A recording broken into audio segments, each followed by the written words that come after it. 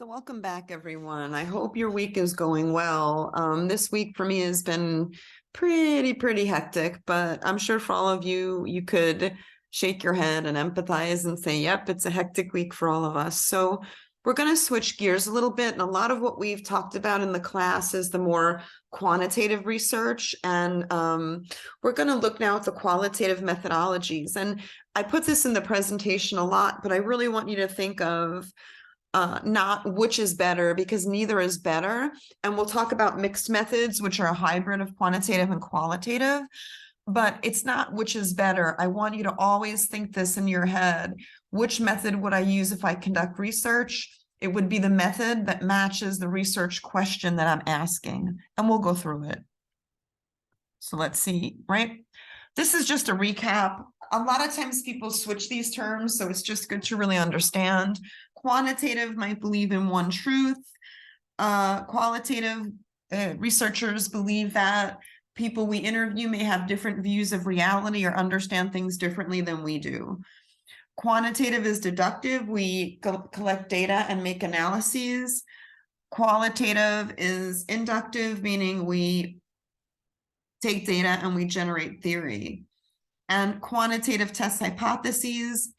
Qualitative generates theory. Quantitative looks at variables. Qualitative looks at relationships or how things work together. Remember, quantitative is quantity. Qualitative is the quality, meaning the quality of narrative, text, meaning words, images, things like that. So this is a quick review. And then when do you use either? It depends on what you want to study, right? Both are equal, both are valuable. We talked about, looking at case studies, things that have a more qualitative feel. So there's a place for qualitative work in health sciences. Now, this is the figure. So how do you decide what method to use? You decide based on your research question. If you're looking at numerical relationships or relationships in numerical data, that is quantitative. If you're looking at ways or that people see the world, you want to understand in-depth meaning about what does it mean to lose your insurance in the middle of a health crisis, right? That understanding would be a qualitative method. If you want to do both, you want to do a survey and you want to do some open-ended interviewing, you could do mixed methods. And then we'll talk about it a little bit here, or in the next presentation, but you may also want to bring in images, right? I'm doing a photo voice study where people give me images of what home, HOME, means to them. I'll show you one about a photo voice project that someone did where they looked at access to like nutritional or good food in rural areas. So I'll show you that. But again, it's not like, oh, I like qualitative work. Oh, I like quantitative work.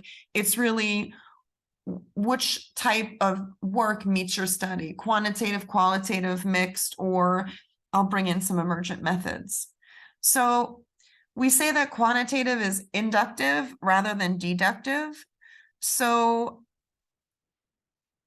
you don't begin with a theory. In quantitative work, you might begin with the theory and construct a hypothesis. That is deductive. Qualitative is inductive, meaning what you're going to do is you're going to collect your data, look at what the data tell you. So what do these data tell me about the experiences of individuals who lose their health insurance in the middle of a health crisis? What do the interviews tell me? What do the questions tell me? And what can I learn from that? So we call it bottom up, but not to be negative, but we're learning from the participant is guiding the research. And the questions can change and it's not bad.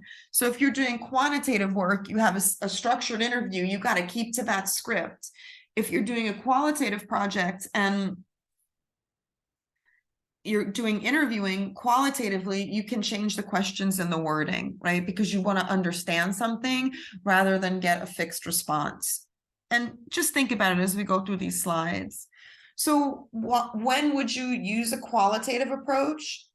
You want to understand something, right? Understand something deeply. So for example, when I worked with people who are HIV positive and I would be the one giving the diagnosis, if I was doing research and I could get ethics board approval, I might want to ask them, what's the experience of living with HIV?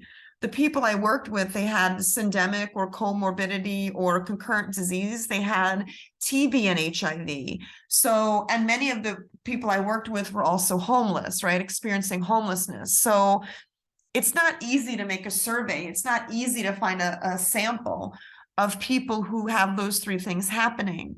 For those populations, it might be really nice to understand what it is to have TB, HIV, and again, live in a shelter. So that's more open-ended questions. You might want to understand like contextual information. So, you know, we know what someone's work routine is, right? That they come in at 9, they leave at 5, but we want to understand the organizational culture. So we may want to look at and observe what other people are doing in that office. You know, maybe people are coming in later or coming in earlier, working through lunch, or, you know, doing extra work on the weekend, right? Things that we may not capture in a survey that will fill out that balance. And we want to understand how social processes work. And if you think about these handoffs of patients, so when you're you know, transitioning from one shift to another, and we want to understand how that process works, we may want to really do some qualitative work to fully understand it. What happened with my boss was she was encouraging us to, we used to also do the neonatal, the heel stick on newborns. And one of the things we did was look for maternal antibodies. So she wanted to understand why it took us so long, quote unquote, to gather all the information when babies were born, right? So we had our boss follow us and do some observational work, and she learned the difficulties that we had in locating babies, locating mothers, locating, you know, correct records, getting all the data, bringing things to lab, getting the supplies. So by her just asking us or giving us a survey would have been a little bit more flat. And then you can use qualitative work to develop theories of health behavior. So what happens after a natural disaster in New Orleans, and how do people get access to care? We would use qualitative methods to construct a model. And again, here's the difference. Please always remember qual for quality, quantitative for quantity. So the data that we use in qualitative work are images and images, words, sounds. Qualitative, it's data and numbers. Right? And here's that comparison. Right? In a qualitative analysis with qualitative data, we use text or interviews, we use ethnographic, ethnography, phenomenology, and grounded theory, and we'll go through this, right? We'll go through this. So what's the difference, right? A lot of people think this is just, they think it's just like language, but it's really not. So the methodology is like the underlying set of principles, the underlying framework of what you're using to collect data. And then the method is the means by which you're gathering the data you need to collect. So we'll talk about all of these more specifically, but here's an overview. Ethnography is spending a long amount of time and understanding the population you're working with very deeply. Phenomenology is really understanding the experience of one or two people, so small cases. Grounded theory is when you study a lot of cases and then you make a theory based on what you're seeing from the cases. And content analysis is when the researcher is looking at content, whether it be photos or language or interviews, and you're making themes. And again, how do we do these larger methodological pieces? We do interviews, we do focus groups, which you may or may not have been in, but we'll talk about them in a bit. Interviews one-on-one, focus group, like around 8 people talking about a topic. You can do participant observations, so field work, you're in the field looking, you know, what is the experience of a CNA on a shift?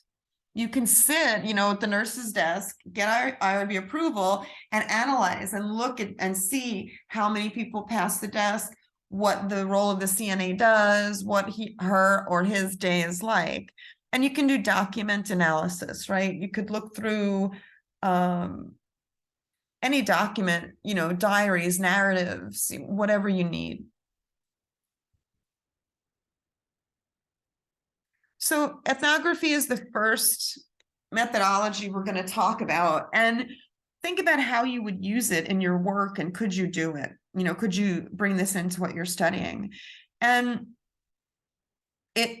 you want to really understand the experience of a group of people that you're studying in every single possible instance you can, right? You want to be able to see the world like the people you're studying. Yes, there are difficulties in that. Yes, can we ever see the world from someone else's eyes or in their shoes? It's very difficult. But you can spend years, right? Years, months to years studying a group.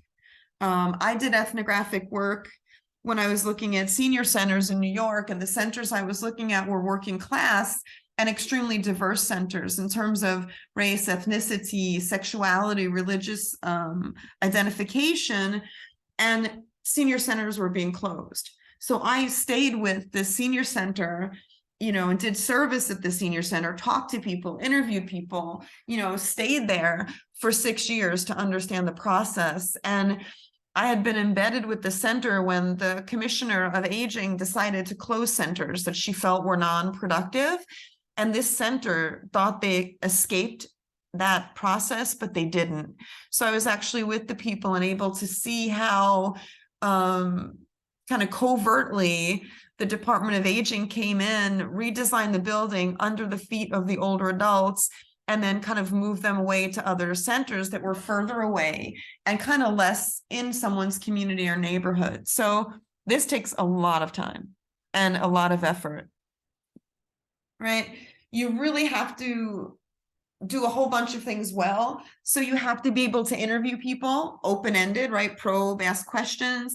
You have to be able to collect all sorts of data. So I had photographs, I had bulletins. I analyzed newspaper reports about politicians who would save the center and then close the center. You could use film. It's an immersive process. So you have to be comfortable having a lot of data.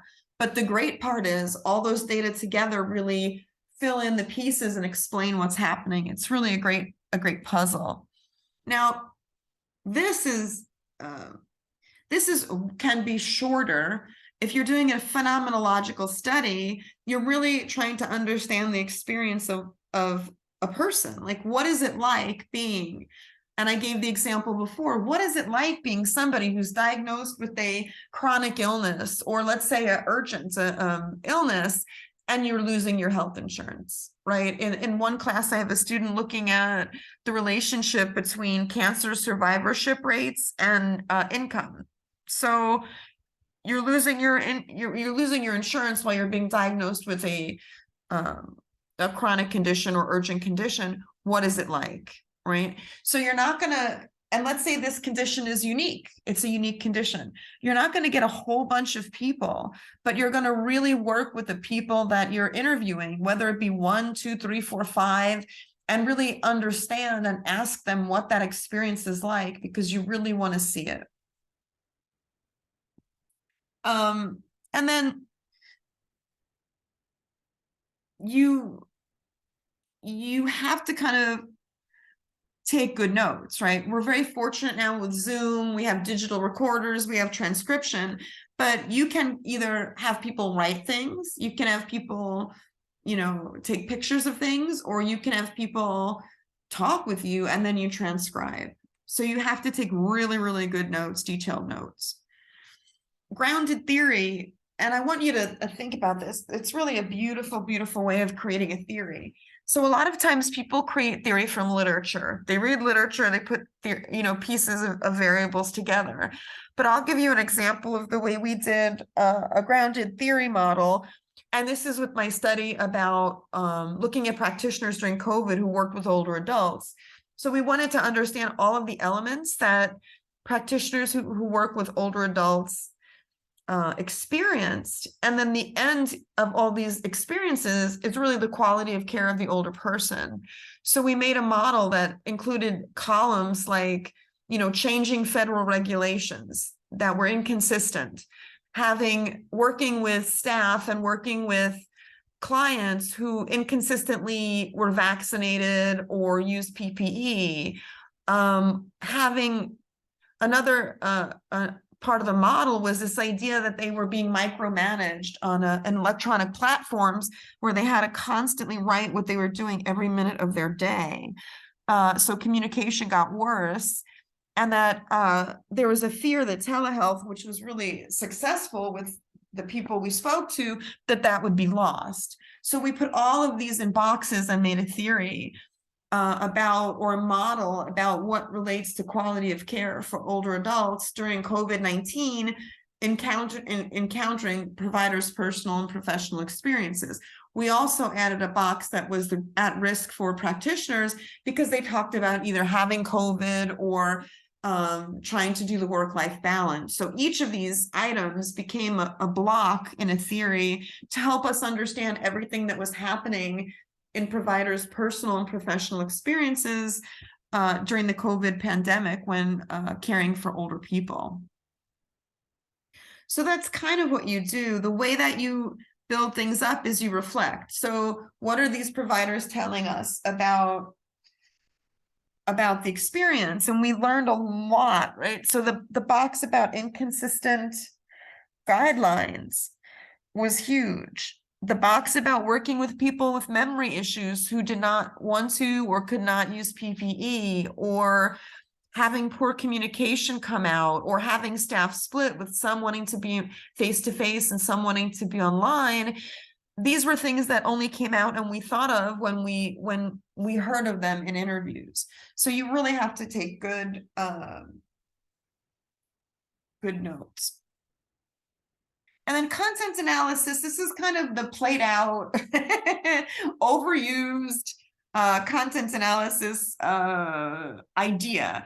So it's like you get a bunch of items, documents, interview data, you have a bunch of text, right? A bunch of information, and then you go in and you get themes. So you look to see, how many times did the providers talk about CDC regulations changing? How many times did the providers talk about lack of adequate PPE, personal protective equipment, which I'm sorry, I know you all know, but I just want to give you the jargon, define the jargon. So you want to know the frequency that people are talking about this, the frequency about having to work, around the clock, or having to be micromanaged. How many people that you talk to said it? So you're getting frequencies.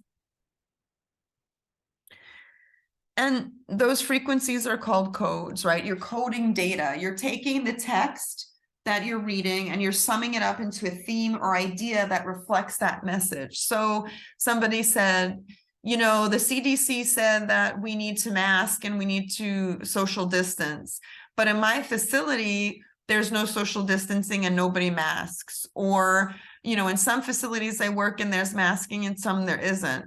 So we just said, like, the theme or the code would be inconsistent guidelines, and then another code would be, differential or differing use of PPE by facility, right? So you're just giving ideas, summing up ideas. What is qualitative research not? Again, surveys, open-ended question on surveys, advisory committees or work groups, casual discussions, people's stories, ideas. These are not qualitative research. Qualitative research is systematic analysis of textual data, and it has a way of identifying patterns or themes. So I'll use the word rigor, but we have a systematic process that we use in qualitative research, which is akin or equivalent to what we use in quantitative research. It's just a different tool for a different issue. So I covered these a bit quick, but in the next slide presentation, I'll go through a little bit more about the coding process, because part of what you do in a discussion is look at some coding and look at some themes. So you'll hear data, you'll look at data, you'll read data, text is data, and then you'll see, like, what is the main point? What is this person trying to get across or tell me? So I'll stop here, and then we will begin in the part B of our slideshow.